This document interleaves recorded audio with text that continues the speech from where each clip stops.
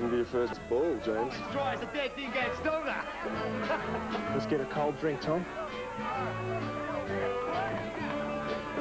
Excuse me. 2 very longs of ice cold milk, please, mate.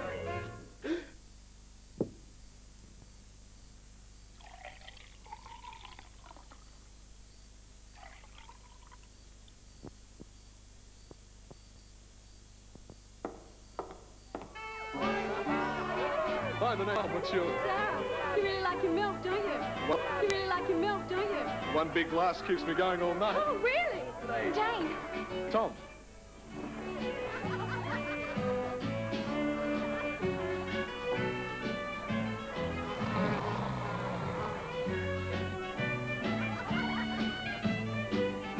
Milk. Are you getting enough?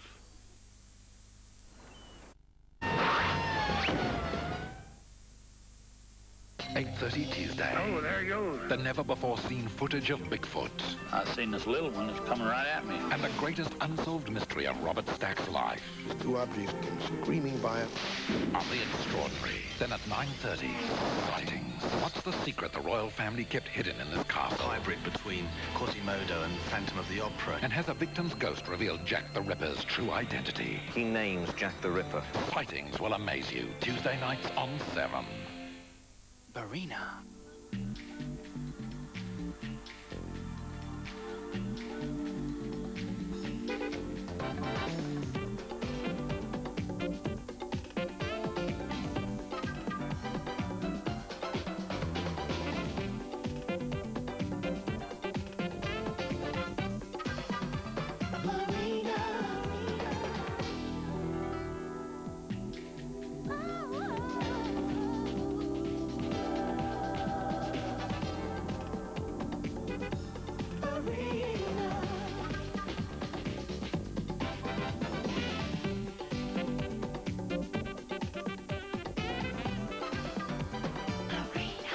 Euro style and performance, a big list of safety features, and 4 uniquely different models. The all-new Holden Barina. It's what's been missing in small cars. There's nothing quite like a Holden. To help butter menthol. The butter soothes the throat and the menthol clears the head. Full contact, no armor. Yeah, I like to see that. You were telling me this guy can catch a ball 12 feet in the air. I'd like to see that. These guys spit the dummy at the umpire? I'd like to see that. Ball control. With a ball that shape. I like to see that. Ball handling brilliant. Trucks the tackle with the left foot. And kicks the Ripper. That's unbelievable. We ask the questions viewers are going to ask themselves. 7 Nightly News with Jennifer Kite. Weeknights at 6. With a solid background in journalism, Stan Grant is well qualified to report on the stories important to Melbourne. Real life. It's a Melbourne way of life.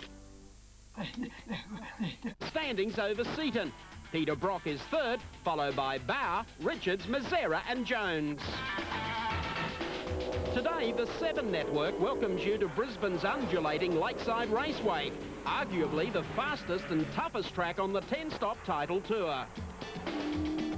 It's also home base for Dick Johnson, Alan Jones and small car czars Tony Longhurst and Paul Morris, who should relish some real competition here today in round 5 of the Shell Australian Touring Car Championships. Proudly brought to you by Shell. Go well, go Shell. Suey's, brewers since 1869. Dunlop, stick with Dunlop. And by Ford dealers, tax-free trucks. Hello Australia, I'm Mike Raymond. Welcome to beautiful Lakeside Raceway in Brisbane at round 5 of the Shell Australian Touring Car Championship. Well, Holden has dominated the touring car series so far this year until we went to Phillip Island only a fortnight ago, and Glenn Seaton came away with both ends of that championship defence. But Alan Moffat, today at Lakeside, we have Falcons looking very, very strong indeed after yesterday. Yes, Dick Johnson, this is his home test circuit, and he's able, well, it's his home circuit, but it's also his nominated test circuit, able to get up on the front row, only a millionth of a second between him and Glenn yesterday. So it's going to be a battle for Ford boys here today. Let's take a look at how they lined up after yesterday, the top 5 in qualifying. No doubt about it, Glenn Seaton on pole by just the smallest of margins over Dick Johnson. Peter Brock always up there in 3rd. John Bower was 4th. And Tony Longhurst was in 5th spot. Well, Dick Johnson's a local. He has plenty of support here at Lakeside Raceway. And our very own Doug Mulray, trying to get into the local culture, is with Dickie Johnson. When in Rome, do as the Romans do. And clearly this isn't Rome, no, ladies and gentlemen. This is Caboolture. Is that the correct pronunciation? Caboolture, home of Lakeside. And home of the safari suit. What? The kilt is to Scotland, the safari suit is to Queensland, ladies and gentlemen. This is the state regalia, the official state regalia. And I've chosen to wear this fine example of this style, and I use the term style advisedly, because I want to blend in with the locals. I want to disappear into the background. Your Queenslander can be very, very parochial, very unpleasant. Nothing he enjoys more than taking the mickey out of the unsuspecting, the unwitting tourists from down south. Those people from down south.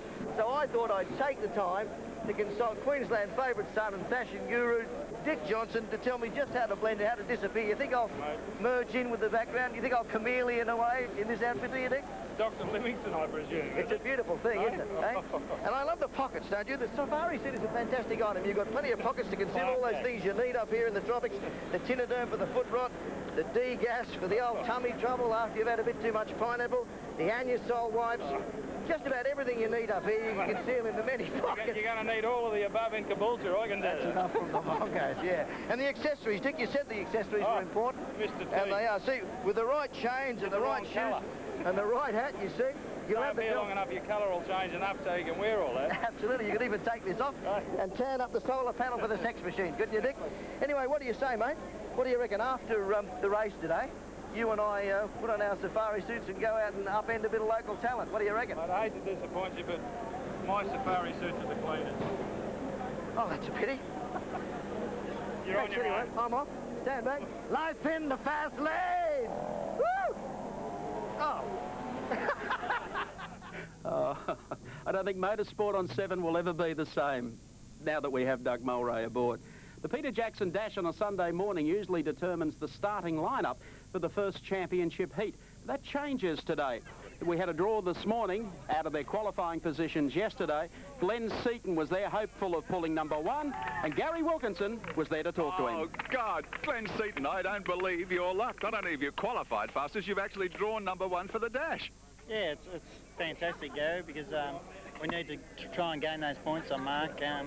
And also, they've changed the dash this weekend to going back to where you qualify, you start at grid positions. But they've changed it, and I've drawn number 1. Normally, I draw number 5 or 6. OK, so you'll get a chance at the thick end of the prize money early, but in the 228 lappers themselves, there's been some resurfacing on the track here. Things have changed. They reckon there are some bumps now where there weren't bumps before. Yeah, that's right. It is quite rough around here, but I really enjoy the place. It's very high speed. It's going to be very hard on tyres, and it's depending on the temperatures who's going to survive on tyres. And I think we got the combination, and hopefully we can take out the 2 races today. Go for it. Thank you.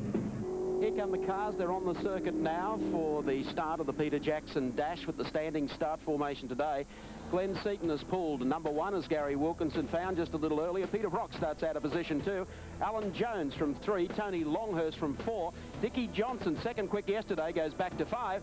And John Bower starts from position number 6.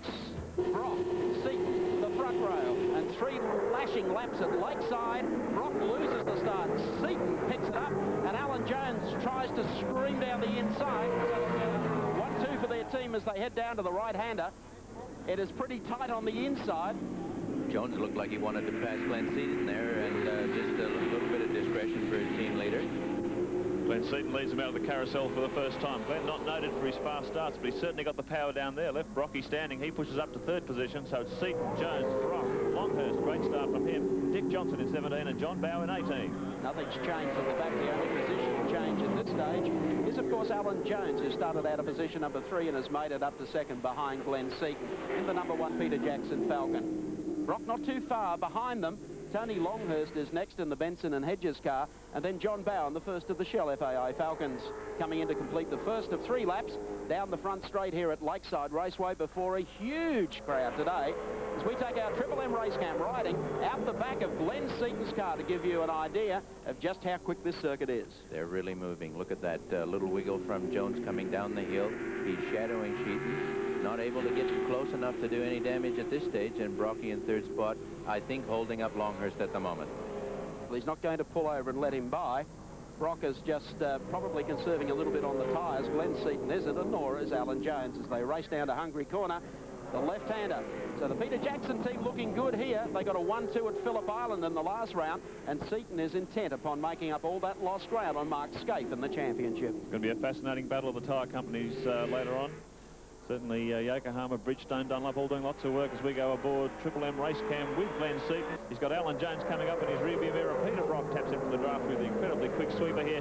Tony Longhurst slipping back into the clutches of the Shell Fords. Well, Brocky definitely not holding Longhurst up. You can see him closing there on Jones, and actually maybe thinking that he might try something here on this last lap. It'll be a delicate maneuver. Well, he might be able to pull back a position, but I think at this stage, the blue team is leading the white team very convincingly as Glenn Seaton, Alan Jones and Peter Brock head down to Hungry Corner for the final time. Glenn Seaton comes out of that turn perfectly on line, hugs to the right-hand side. He won't move off that white line as they exit that turn, the run downhill, and then the long stretch out to take the checkered flag. Looking good. Fords did it pretty tough in the opening rounds of the Shell Touring Car Championship. But in the Peter Jackson Dash Series, it's a bonanza today. Checkered flag time. Glenn Seaton, Alan Jones, followed by Peter Brock. Then it was Tony Longhurst over the first of the Dick Johnson cars. And then, of course, John Bow. Confirming the placings on our Shell Oils race score, Glenn Seaton, the winner of the Peter Jackson Dash over Alan Jones. Peter Brock finished in third. Tony Longhurst fourth, and Dick Johnson was fifth. What'll it be, Crackers? I don't know if I should open my mouth in here. I've heard about your little game. Yeah, that'd be true to form. You never did say much on the field anyway. 2 blues, thanks, love. Ah, not a bad drop, that. So what's this about me not talking in a football field? I always called out. I like win. 77 grand final, last quarter. Scores are level. Stan Alves kicks the ball in the wing. Yeah, that's right, a rainmaker. And the pack goes up. And I shouted, "It's mine, it's mine." Yeah, I reckon it must be, Crackers.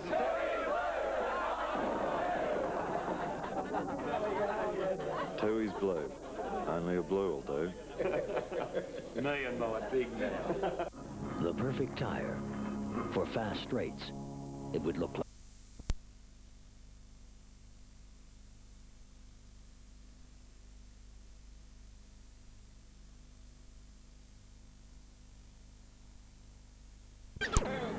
At Asanda, the way we see it, to be truly successful, a business relationship must be based on one thing: recognizing that you know your job and we know ours. Australia, don't miss it. Hot rice, chicken and chips, quarter chicken, Red Rooster, crispy chips, just $2 at Red Rooster. Hot rice, Monday, Tuesday, chicken and chips. T-Foul Ultra Glide Iron's unique super smooth sole plate gives you the ultimate glide. Some variation in props or position